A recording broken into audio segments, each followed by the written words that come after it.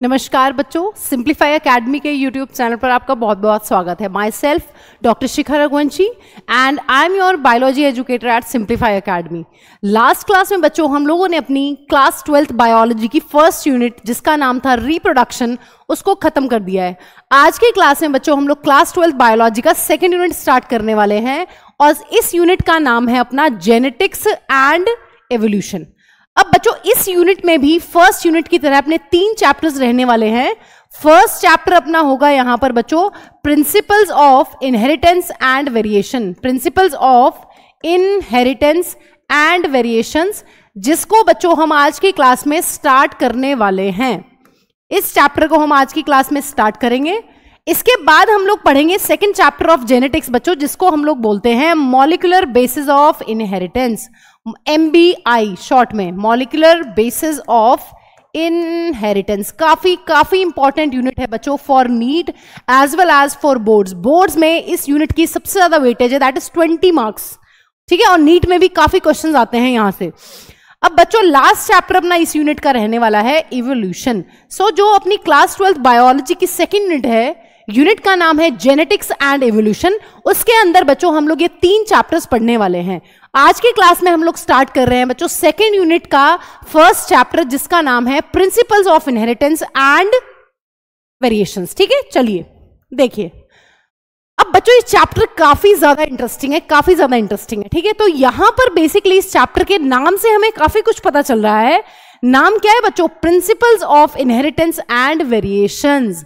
किस तरीके से जो कैरेक्टर्स हैं पेरेंट्स से हमारे अंदर आते हैं और किस तरीके से हम जो है अपने पेरेंट्स से अलग होते हैं। आपने ये चीज नोटिस करी है कि बहुत सारे ऐसे कैरेक्टर्स होते हैं जो हमारे पेरेंट्स से हमारे अंदर सिमिलर हैं और कुछ ऐसे कैरेक्टर्स हैं बच्चों जो हमारे पेरेंट्स से डिफरेंट है। तो इस चैप्टर में बेसिकली हम उसी चीज को बच्चों समझने वाले हैं कि ऐसा कैसे पॉसिबल हो पा रहा है कि जो कैरेक्टर्स हैं वो पेरेंट्स से प्रोजेनी या फिर ऑफस्प्रिंग के अंदर आते हैं। और यहां पर बहुत सारे हमें डिफरेंसेस भी देखने के लिए मिलते हैं। अगर हम बात करते हैं बच्चों 2 बच्चों की कि से फॉर एग्जांपल एक ही जैसे पेरेंट्स, यही मदर है, सेम फादर है, उनसे कोई 2 या 3 बच्चे हुए हैं, हमें ऐसा देखने के लिए मिलता है कि तीनों बच्चे जो है वो एक दूसरे से हल्का हल्का जो है डिफरेंट होते हैं। ठीक है, बहुत सारे डिफरेंसेस यहां पर हमें देखने के लिए मिलते हैं। इस चैप्टर में बेसिकली हम उन्हीं चीजों को बच्चों डील करने वाले हैं। अब इस चैप्टर की शुरुआत होने वाली है कुछ बेसिक टर्म्स से। पहले हम लोग बच्चों बेसिक टर्म्स का मीनिंग यहां पर पढ़ने वाले हैं, जैसे कि जेनेटिक्स क्या होता है, जैसे कि इनहेरिटेंस क्या होता है, जैसे कि वेरिएशंस क्या होता है, उसको डील करेंगे। उसके बाद हम लोग बच्चों चैप्टर में स्टार्ट करेंगे मेंडल्स के लॉज ऑफ इनहेरिटेंस के बारे में। ठीक है, चलिए शुरू करते हैं बच्चों चैप्टर को। देखिए, क्या बच्चों आपने कभी सोचा है कि एक एलिफेंट का जो बच्चा होता है वो बेबी एलिफेंट ही क्यों होता है? एक एलिफेंट कभी भी किसी कुत्ते, भालू या फिर बिल्ली को जन्म क्यों नहीं देते, है ना? इसी तरीके से अगर हम कोई मैंगो सीड को सो करते हैं बच्चों, मिट्टी के अंदर हम दबाते हैं किसी मैंगो की सीड को, तो ऐसा क्यों हो रहा है कि उस मैंगो की सीड से जो है मैंगो का ही प्लांट यहां पर ग्रो करता है? इन्हीं सब चीजों के बच्चों आंसर्स हमें मिलने वाले हैं इस चैप्टर के अंदर कि कोई भी ऑर्गेनिज्म जो है वो अगली जनरेशंस में पास ऑन करता है अपने डीएनए को या फिर जीन्स को, जिसकी वजह से एक ह्यूमन बीइंग का बच्चा एक ह्यूमन बीइंग होगा, एक मैंगो सीड से एक मैंगो प्लांट ही बनेगा और एक एलिफेंट जो है वो एक बेबी एलिफेंट को ही जन्म देगा, एक डॉग जो है वो एक पपी को ही यहां पर जन्म देने वाले हैं। ठीक है, सो यहां पर इन सारे की सारी बातों के हमें जवाब इस चैप्टर में मिलने वाले हैं। अब बच्चों जिस ब्रांच के अंदर हम ये सारी बातें पढ़ते हैं कि किस तरीके से पेरेंट्स से कैरेक्टर्स जो हैं वो बच्चों के अंदर जाते हैं और किस तरीके से जो बच्चे हैं वो डिफरेंट होते हैं अपने पेरेंट्स को, इनको हम स्टडी करते हैं बायोलॉजी की एक डिफरेंट ब्रांच के अंदर या फिर एक सेपरेट ब्रांच के अंदर, जिस ब्रांच का नाम है बच्चों जेनेटिक्स, है ना। इन शॉर्ट में हम ये भी बोल सकते हैं इसको कि genetics is a biology of genes, it is a study of genes. यहां पर हम करते हैं जीन्स की स्टडी। आइए एनसीईआरटी के अकॉर्डिंग जो डेफिनेशन है उसको देख लेते हैं, क्योंकि यहां पर सारी की सारी डेफिनेशन जो है इंपॉर्टेंट है। देखिए, जेनेटिक्स बच्चों एक बायोलॉजी की वो ब्रांच है जिसके अंदर हम पढ़ते हैं इनहेरिटेंस और वेरिएशंस के बारे में। आइए लिखते हैं, सो genetics is a branch of biology that deals with, इसके अंदर हम किन किन बातों को पढ़ते हैं? that deals with inheritance, अभी डिस्कस कर रहे हैं बच्चों डिटेल में इनहेरिटेंस का क्या मतलब होता है, inheritance and variations of characters, variations of characters that are transferred from parents to offspring. Genetics एक बायोलॉजी की बच्चों वो ब्रांच है जिसमें हम इन चीजों की स्टडी करते हैं, इनहेरिटेंस की स्टडी करते हैं और वेरिएशंस की स्टडी करते हैं. इनहेरिटेंस का मतलब होता है वो प्रोसेस जिस प्रोसेस के थ्रू हमारे अंदर अपने पेरेंट्स से जो हैं वो सिमिलर चीजें आ रही हैं.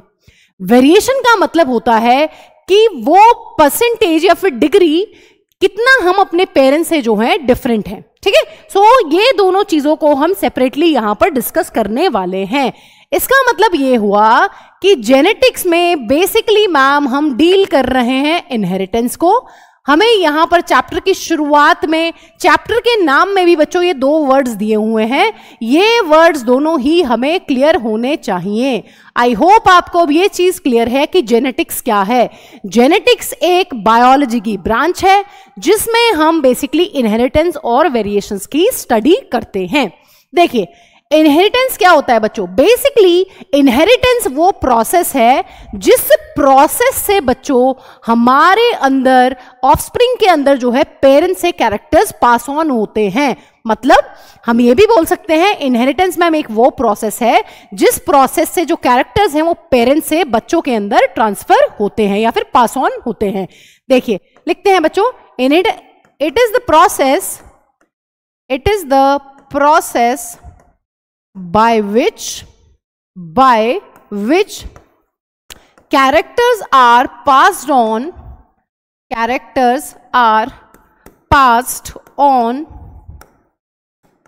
to the offspring, या फिर हम लिख सकते हैं next generation from their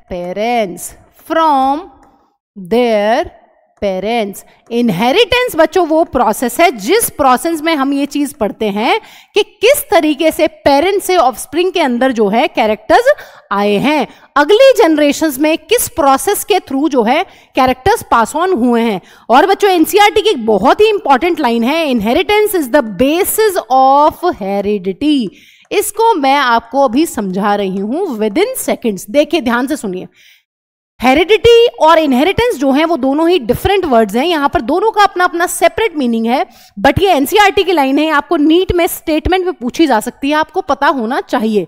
inheritance is the basis of heredity. देखिए अब यहां पर इस चीज को समझ लेते हैं कि मैम इनहेरिटेंस और हेरिडिटी में क्या फर्क है. देखिए पहली बात तो बच्चों हमने ये बताया है कि इनहेरिटेंस वो प्रोसेस है जिस प्रोसेस से कैरेक्टर्स जो है ऑफस्प्रिंग के अंदर आते हैं फ्रॉम पेरेंट्स. देखिए अगर हम पेरेंट्स की बात करते हैं, से फॉर एग्जाम्पल बच्चों हम अपना ही एग्जाम्पल ले लेते हैं. हमें पता है हमारे अंदर सेक्सुअल रिप्रोडक्शन होता है ह्यूमन बींग्स के अंदर, और जो सेक्सुअल रिप्रोडक्शन है वो बाय पेरेंटल है. यहां पर दो पेरेंट्स जो हैं वो इन्वॉल्व हैं, मदर एंड फादर. हमें पता है मदर और फादर के अंदर कुछ स्पेशल सेल्स होती हैं उनकी गोनाड्स के अंदर, जिनके अंदर हमें देखने के लिए मिलता है क्या बच्चों, मियोसिस. मदर के अंदर ओवरी में मियोसिस चलता है और फादर के अंदर मियोसिस चलता है बच्चों टेस्टिस के अंदर, और यहां पर बनते हैं गैमीट्स.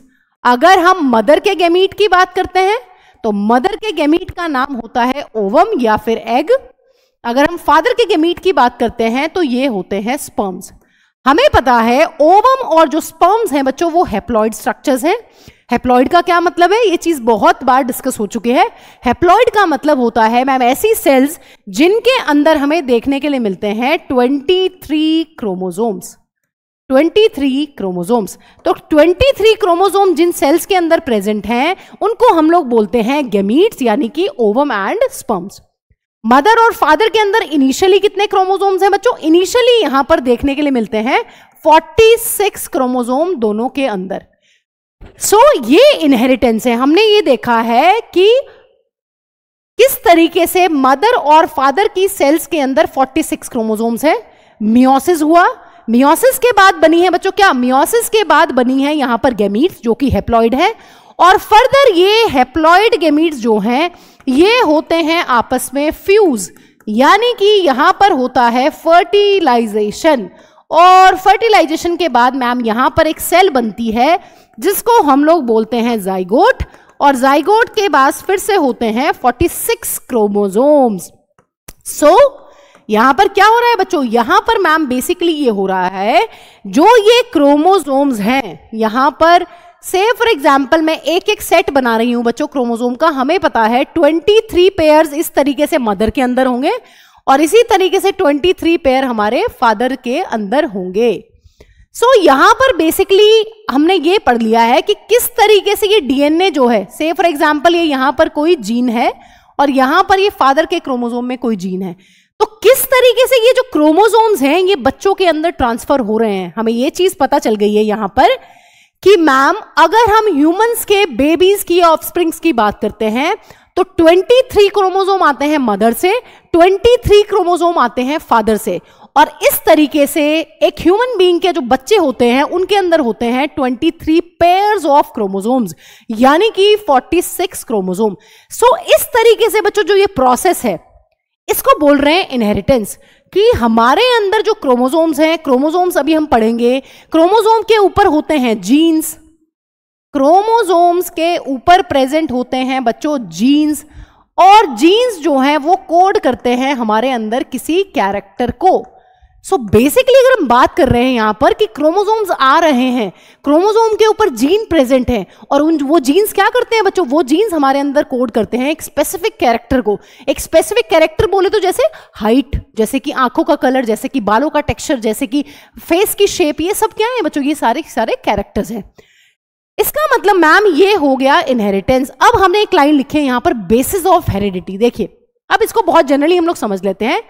मैं आपको नीट की तैयारी करवा रही हूं, ठीक है, आप लोग पढ़ रहे हैं। देखिए मैं आपको जितना भी कोर्स है वो करवा रही हूं, आपके अंदर वो चीजें भेज रही हूं, आपको वो इंफॉर्मेशन दे रही हूं, आप नोट्स बना रहे हो, आप पढ़ रहे हो। सो बच्चों इनहेरिटेंस का मतलब है जब एक टीचर एक बच्चे को ज्ञान दे रहा है, नॉलेज ट्रांसफर कर रहा है, दैट इज इनहेरिटेंस। मैंने अपनी नॉलेज जो है वो आपके अंदर ट्रांसफर कर दी है कि बच्चों आपको ये पढ़ना है, ये आपके नीट के एग्जाम के लिए जरूरी है। अब हेरिडिटी का मतलब है उसको एक्सप्रेस करना, है ना? जो इंफॉर्मेशन आपके अंदर आई है उस इंफॉर्मेशन का जो एक्सप्रेशन है नेक्स्ट जनरेशन में, उसको हम लोग बोलते हैं बच्चों हेरिडिटी। मतलब आप जब उस नॉलेज को यूज करके अपना नीट का एग्जाम क्रैक करेंगे तो वो जब आप क्रैक करेंगे, आप उस इंफॉर्मेशन को यूज करेंगे, वो होगा असली में एक्सप्रेशन। इसी को हम बोल रहे हैं कि इनहेरिटेंस जो है वो बेसिस बनाता है किस चीज का? हेरिडिटी का। आप एग्जाम में अच्छा परफॉर्म कैसे कर पाएंगे, आप एग्जाम को क्रैक कैसे कर पाएंगे? क्योंकि जब तक आपके पास नॉलेज ट्रांसफर नहीं होगी, जब तक आपको पूरा कोर्स नहीं पता होगा, तब तक आप उस नॉलेज को एक्सप्रेस नहीं कर पाएंगे। तो पहली इंपॉर्टेंट चीज है नॉलेज का ट्रांसफर होना, ठीक है, नॉलेज का पास ऑन होना from a teacher to a student, और फिर स्टूडेंट नीट के एग्जाम में उस इंफॉर्मेशन को एक्सप्रेस करे, वहां पर एग्जाम राइटिंग करे अच्छे से, ठीक है। सो उसको हम लोग बोल रहे हैं हेरिडिटी। इसलिए यहां पर बोला गया है बच्चों heredity is the basis of inheritance. Inheritance is the basis of heredity. Inheritance के बाद जो है फिर होगा एक्सप्रेशन। अब दूसरी चीज है बच्चों यहां पर वेरिएशन। वेरिएशन का क्या मतलब है? वेरिएशन का मतलब होता है डिफरेंसेस। जो ऑफस्प्रिंग है, जो बच्चे हैं बच्चों, वो किस तरीके से डिफरेंट है या कितना डिफरेंट है अपने पेरेंट्स से, उसको हम लोग बोलते हैं वेरिएशन। सो वेरिएशन का मतलब होता है बच्चों it is the degree by which offsprings differs from their parents। कितना अलग हैं बच्चे अपने माँ बाप से, उसको हम लोग बोलते हैं बच्चों वेरिएशन। सो ये दोनों बातें आपको यहां पर पता होनी चाहिए।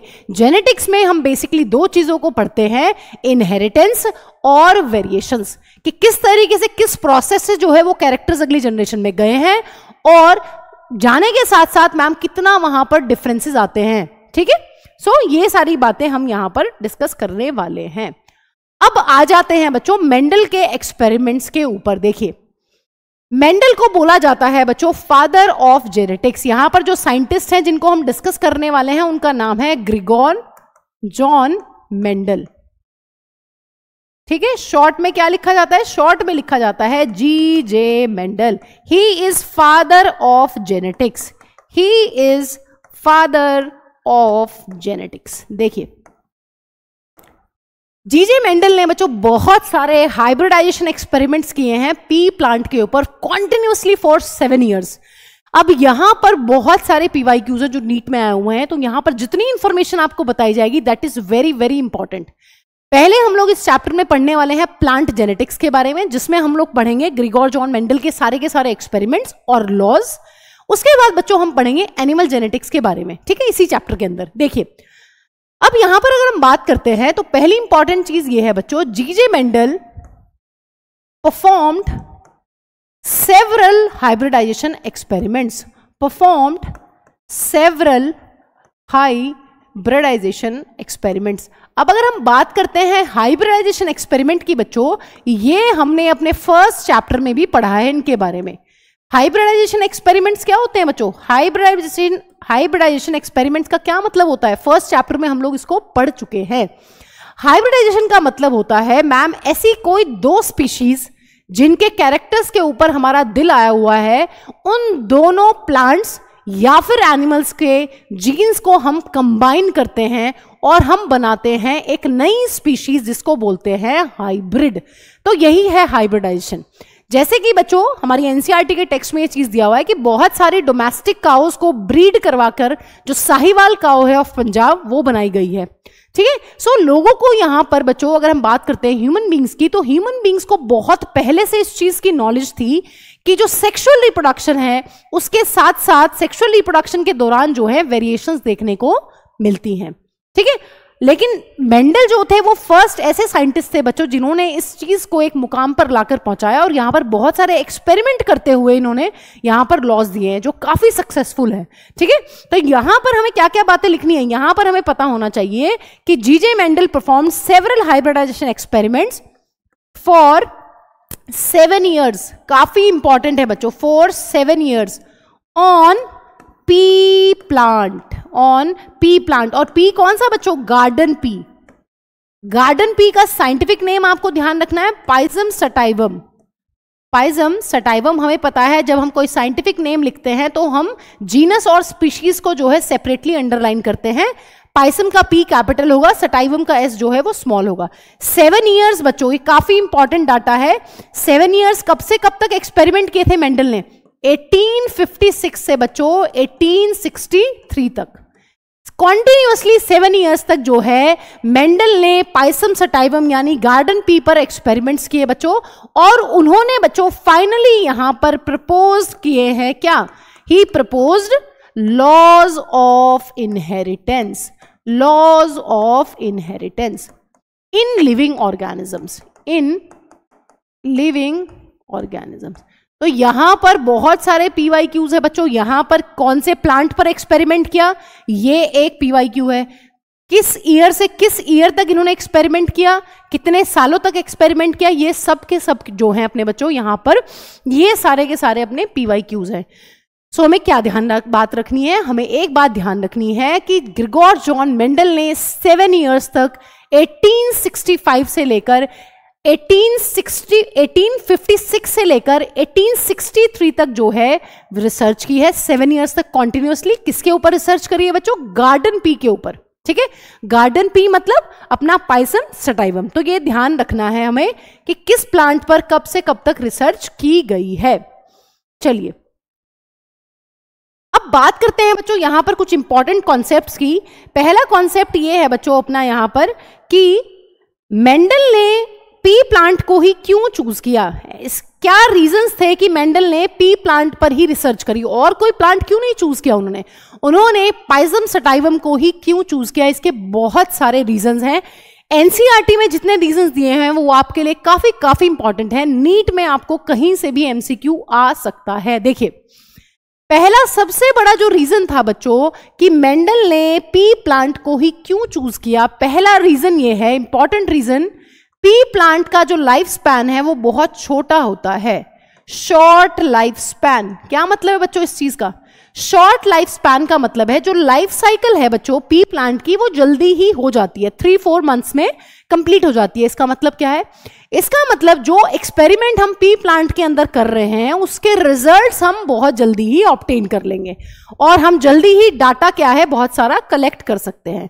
सो शॉर्ट लाइफ स्पैन होने का बहुत फायदा है। से फॉर एग्जांपल आपने कोई ऐसा प्लांट चूज कर लिया है जिसकी पूरी की पूरी लाइफ साइकिल जो है वो 20-15 ईयर्स में कंप्लीट होती है, तो बच्चों आप पूरा का पूरा डाटा कलेक्ट नहीं कर सकते हो, आप किसी कंक्लूजन पर नहीं पहुंच सकते हो बहुत जल्दी से, है ना। सो रिसर्च में कंक्लूजन पर पहुंचना एक इंपॉर्टेंट एस्पेक्ट होता है। तो यहां पर शॉर्ट लाइफ स्पैन होने की वजह से मेंडल ने जो है इस प्लांट को चूज किया।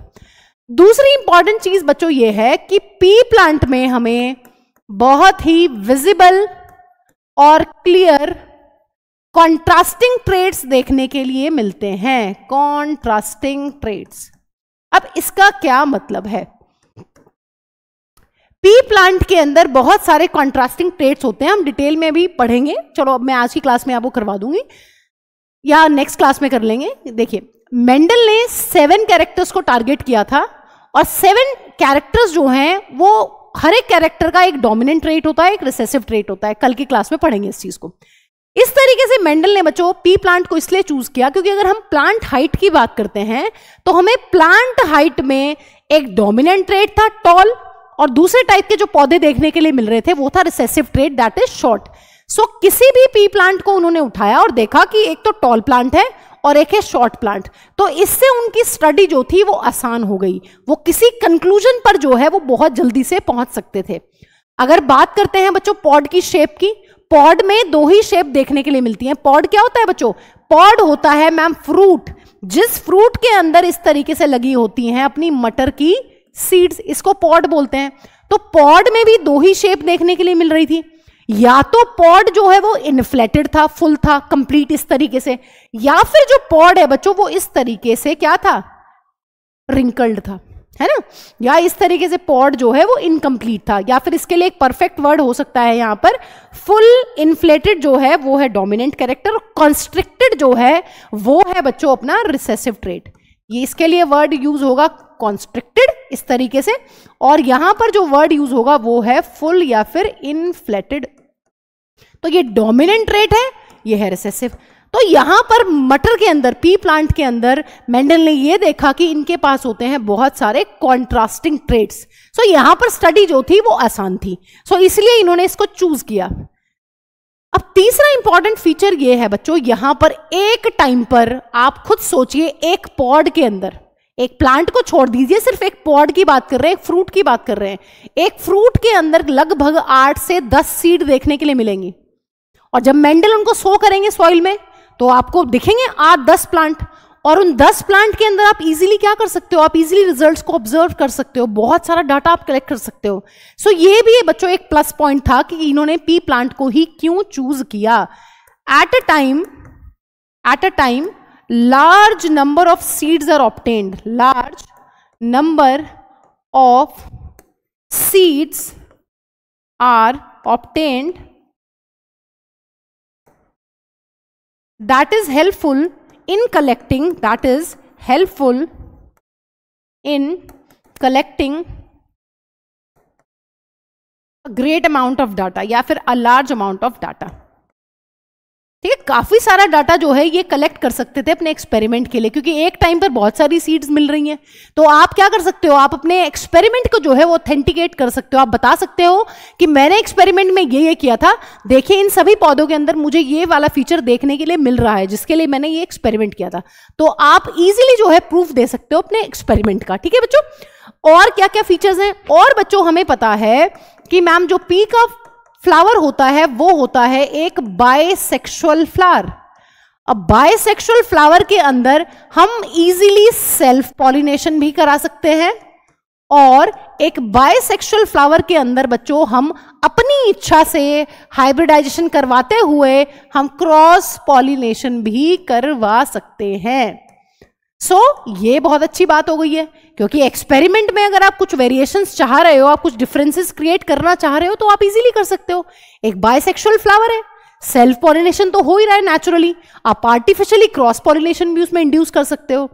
ये बहुत सारे रीजंस हैं बच्चों, और एक लास्ट इंपॉर्टेंट रीजन जो है वो है formation of pure lines. Mendel ने पी प्लांट में जो है प्योर लाइंस का बनवाई हैं।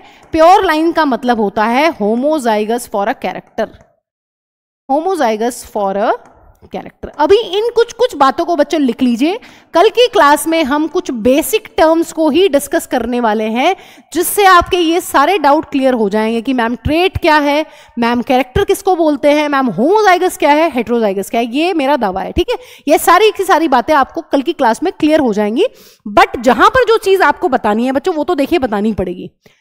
देखिए, इसका मतलब पी प्लांट को मेंडल ने क्यों चूज किया? शॉर्ट लाइफ स्पैन है, रिजल्ट्स बहुत जल्दी मिल जाएंगे, क्लियर विजिबल कॉन्ट्रास्टिंग ट्रेट्स हैं बहुत सारे, इसीलिए, और एक टाइम पर बहुत सारी सीड्स मिलेंगी, जिससे कि हम अपने डाटा को जो है ऑथेंटिकेट कर सकते हैं, इजीली बता सकते हैं कि ये एक्सपेरिमेंट किया और ये रिजल्ट्स हैं। देखिए, सभी के अंदर सेम रिजल्ट्स हैं।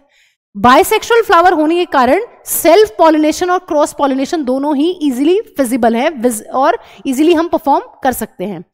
Formation of pure lines, Mendel ने पी प्लांट के अंदर बहुत सारी प्योर लाइंस जो हैं वो बनवाई हैं, 14 प्योर लाइंस बनवाई हैं। मतलब उस प्लांट के अंदर हमें पर्टिकुलरली जिस कैरेक्टर के लिए हमने बच्चों उसको प्योर लाइन करा है, वो कैरेक्टर उसकी अगले आने वाली जनरेशंस के अंदर भी वो कैरेक्टर रहने वाला है, उसको बोलते हैं प्योर लाइन बनाना। ठीक है, कल की क्लास में इसको डिटेल में समझेंगे। चलिए अब बात करते हैं बच्चों कि मेंडल उस टाइम पर, अगर हम बात करें 1856 से 1863, उस टाइम पे ऐसा काम करके चले गए हैं। उस टाइम पे तो कोई बहुत ज्यादा माइक्रोस्कोप वगैरह भी नहीं थे, बहुत ज्यादा टेक्निक्स जो है टेक्नोलॉजी भी डेवलप नहीं हुई थी, बहुत ज्यादा इंटरनेट भी नहीं था। मेंडल ऐसा कैसे था कि इतना सक्सेसफुल हो पाए अपने वर्क में? ऐसा कैसे हुआ कि मेंडल ने इतने अच्छे बेहतरीन एक्सपेरिमेंट्स कर दिए? ठीक है, देखिए, without any instrumentation, without anything. ठीक है, क्या क्या रीजंस हैं? पहला इंपॉर्टेंट रीजन ये है बच्चों, इन्होंने स्टैटिस्टिक्स और मैथमेटिकल टूल्स को यूज किया है in the problem of biology. ये ऐसे पहले साइंटिस्ट थे जिन्होंने बायोलॉजी की प्रॉब्लम में मैथमेटिक्स और स्टैटिक्स को यूज करके अपने डाटा की क्रेडिबिलिटी को जो है बढ़ाया है। सो फर्स्ट ऑफ ऑल क्या इंपॉर्टेंट चीज है बच्चों? यूज ऑफ, या हम लिख सकते हैं ही यूज्ड, क्लियरली ही लिख लेते हैं थोड़ा सा, ठीक है। He used statistical analysis and mathematical tools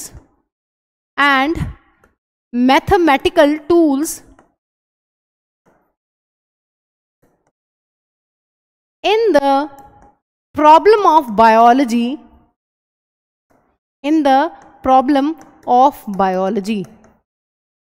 He was the first to do that. He was first scientist to do so. ये पहले ऐसे साइंटिस्ट थे जिन्होंने स्टैटिस्टिकल एनालिसिस और मैथमेटिकल टूल्स का बच्चों यूज किया था in the problem of biology. यही बात आगे जाकर इनका फेलियर भी बनी बच्चों। लोगों ने इनको ज्यादा भाव नहीं दिया, इनके जो साथी साइंटिस्ट थे उन्होंने इनको भाव नहीं दिया कि तुमने कैसे बायोलॉजी की प्रॉब्लम में मैथ्स को यूज किया। ठीक है, दूसरी इंपॉर्टेंट चीज है बच्चों, क्यों इतने सक्सेसफुल हुए? Large sampling size. He used large sampling size in his experiments. इन्होंने अपने एक्सपेरिमेंट्स के अंदर बच्चों लार्ज सैंपलिंग साइज को जो है यूज किया। बहुत सारा डाटा इन्होंने कलेक्ट करा, बहुत सारे प्लांट्स इन्होंने हाइब्रिडाइज करवाए, बहुत सारे फीचर्स इन्होंने पढ़े। इसकी वजह से क्या हुआ बच्चों? Increased credibility of the data he collected, increased credibility of data he collected from the experiment. He collected from the experiments. ठीक है, तो लार्ज सैम्पलिंग साइज यूज करने की वजह से इन्होंने क्या किया, बहुत सारे एक्सपेरिमेंट्स किए, बहुत सारा डाटा कलेक्ट किया, और बहुत सारा डाटा कलेक्ट करने की वजह से बच्चों इनके डाटा की जो क्रेडिबिलिटी है वो बढ़ गई। क्योंकि आज की डेट में हम रिसर्च जब करते हैं तो हमें किसी भी चीज को एक्सपेरिमेंटली या टेक्निकली बहुत चीजों से प्रूव करना पड़ता है कि देखिए मैंने ये एक्सपेरिमेंट किया है और ये इसका वो है। आप जब रिसर्च में, आप में से बहुत लोग आगे जाएंगे तो आप फर्स्ट सैम में आपको ये पढ़ाया जाता है, फर्स्ट सेमेस्टर में ही आपको स्टैटिस्टिकल और मैथमेटिकल टूल्स, बहुत सारे मैथमेटिकल लॉजिक्स जो है वो पढ़ाए जाते हैं ताकि आप अपनी रिसर्च में उसको यूज कर सकें।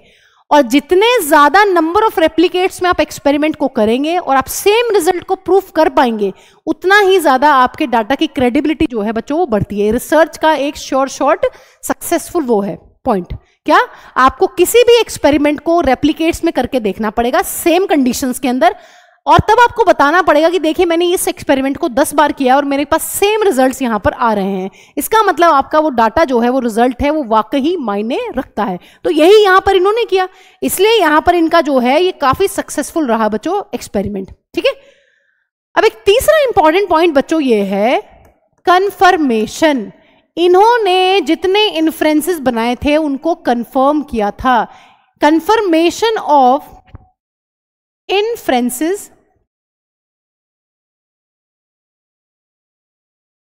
obtained from his experiments on successive generations.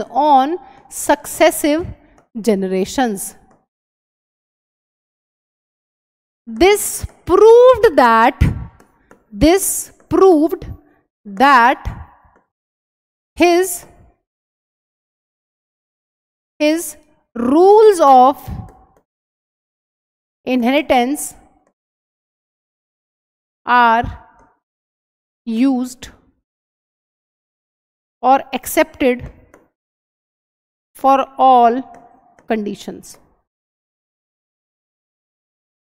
क्या मतलब है बच्चों इसका?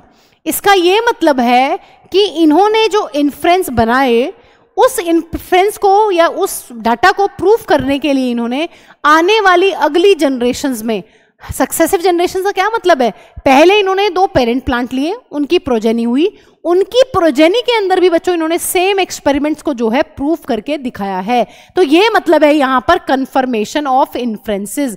जितने एक्सपेरिमेंट्स इन्होंने किए हैं, इनको फर्दर जितनी भी सक्सेसिव जनरेशंस आई हैं उनमें भी इन्होंने ये दिखाया एक्सपेरिमेंट्स करके कि सेम रिजल्ट यहां पर इन्हें ऑब्टेन हो रहे हैं। सो बच्चों ये बहुत सारे ऐसे रीजंस हैं जिसकी वजह से मेंडल का वर्क जो है वो इतना सक्सेसफुल हो पाया। इन्होंने बायोलॉजी के अंदर मैथमेटिक्स को यूज किया, he was the first scientist to do that. इन्होंने बहुत ज्यादा लार्ज सैम्पलिंग साइज को यूज किया जिसकी वजह से जो डाटा इन्होंने कलेक्ट किया उसकी क्रेडिबिलिटी बढ़ गई।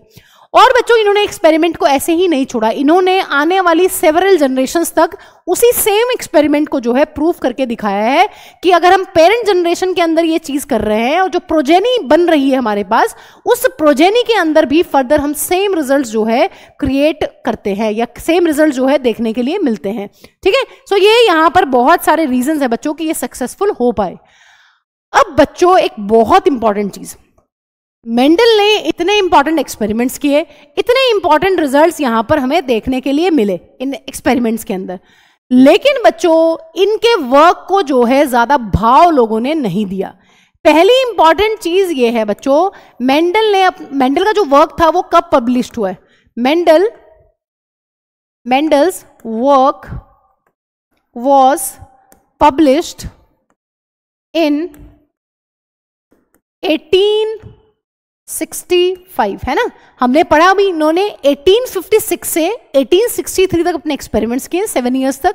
और बच्चों इनका जो वर्क है ये जर्नल में, लोकल जर्नल्स में पब्लिश हुआ इन 1865, लेकिन 1865 से लेकर 1900 तक लोगों ने इनको कोई भाव नहीं दिया, कोई इज्जत नहीं मिली इन्हें, कोई इनके एक्सपेरिमेंट को ज्यादा सराहना नहीं मिली, लोगों ने इनको ज्यादा भाव नहीं दिया। ठीक है, इसका मतलब यह है 1900 में बच्चों 3 साइंटिस्ट आए। ठीक है, 1900 के अंदर इन 1900 3 साइंटिस्ट इंडिपेंडेंटली, काफी इंपॉर्टेंट चीज है, 3 scientist independently rediscovered his work, independently rediscovered his work.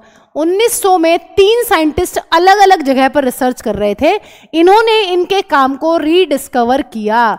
मतलब लोगों ने जब इनका वर्क पब्लिश हुआ था लोकली 1865 में, तो किसी ने ज्यादा इनको महत्व नहीं दिया, तवज्जो नहीं दी, है ना, कि ये क्या फालतू की चीज है, मैथ्स को यूज कर लिया है आपने बायोलॉजी की प्रॉब्लम में, ये क्या है, इतना डाटा इकट्ठा कर लिया है, ये सब चीजें नहीं पची दूसरे साइंटिस्ट को।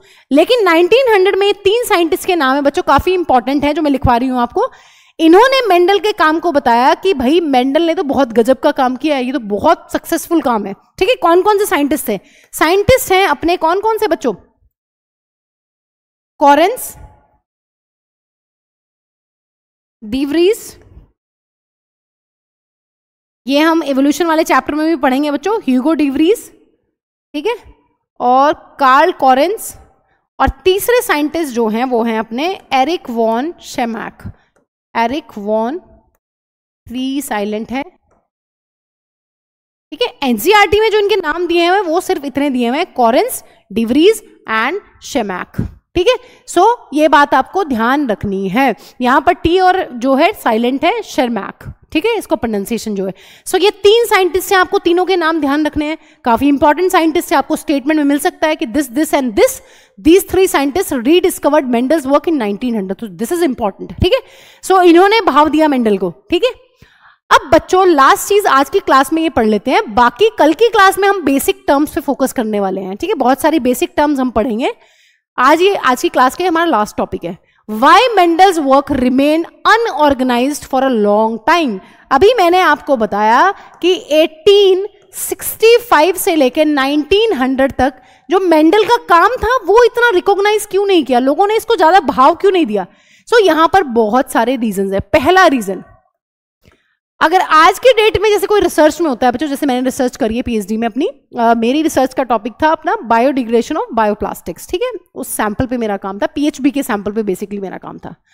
आज के डेट में आपका जो भी रिसर्च पेपर पब्लिश होता है, कहीं के भी साइंटिस्ट देख सकते हैं उसको बहुत इजीली, नेट पे हर चीज अवेलेबल है ना, इंटरनेट पे हर चीज अवेलेबल है। आप नाम से पेपर का जो मेन टाइटल होता है उसको टाइप करिए, साइंटिस्ट का नाम डालिए, आपको तुरंत वो पेपर सबसे ऊपर कहीं ना कहीं गूगल में मिल जाएगा, अगर वो पेड जर्नल नहीं है। वैसे भी आपको दिख तो जाएगा, या आपको पता चल जाएगा कि हाँ ये पेपर है, इस साइंटिस्ट ने जो है इसको, या इस रिसर्चर ने जो है इस पेपर को पब्लिश किया। बट बच्चों उस टाइम पे क्या दिक्कत थी, उस टाइम पे इंटरनेट नहीं था, है ना, तो इन्होंने, इनका जो पेपर पब्लिश हुआ वो लोकल जर्नल में हुआ, वो ज्यादा फैल नहीं पाया। सो सबसे पहले इंपॉर्टेंट जो ड्रॉबैक है यहां पर कि इनको ज्यादा भाव क्यों नहीं मिला, कम्युनिकेशन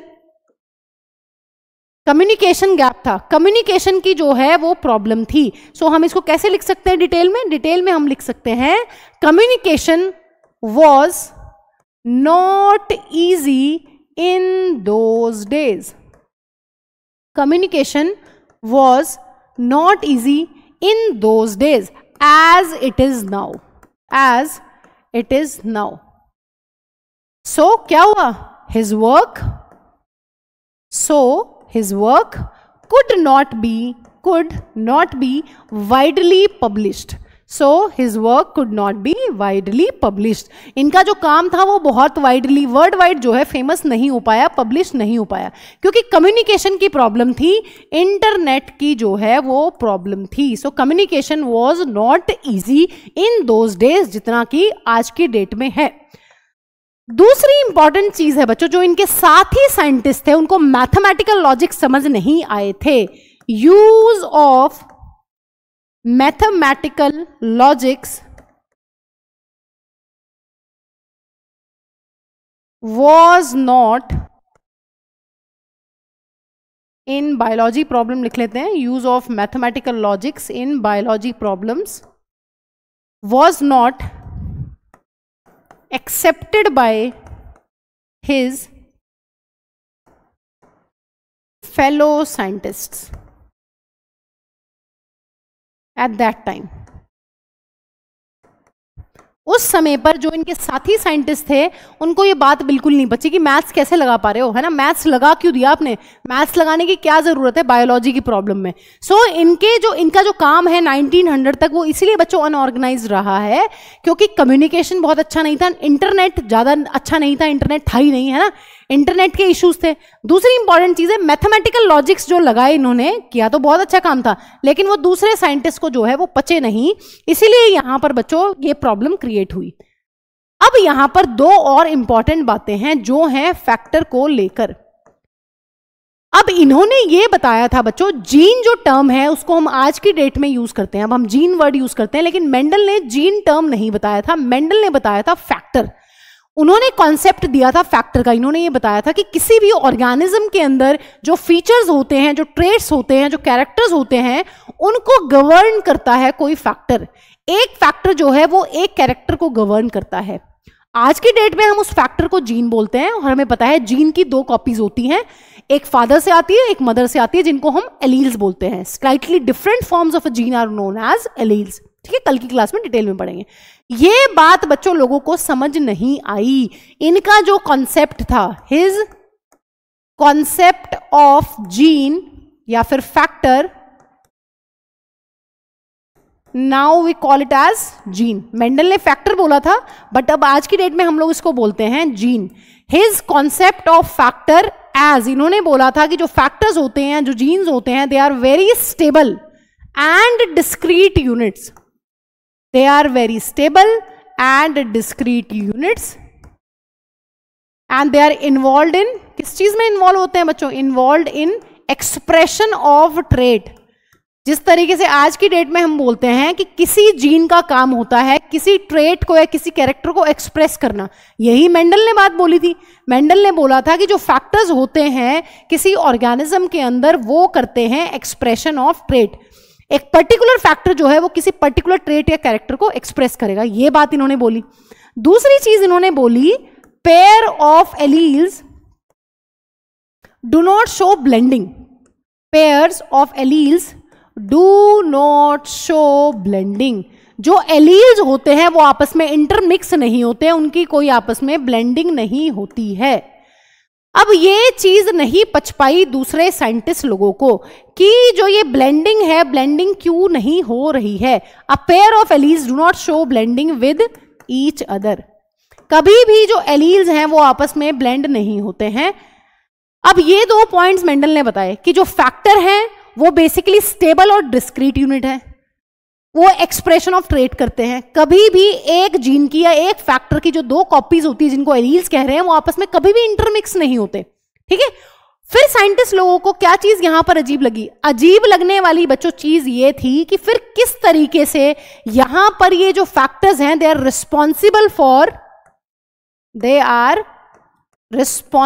फॉर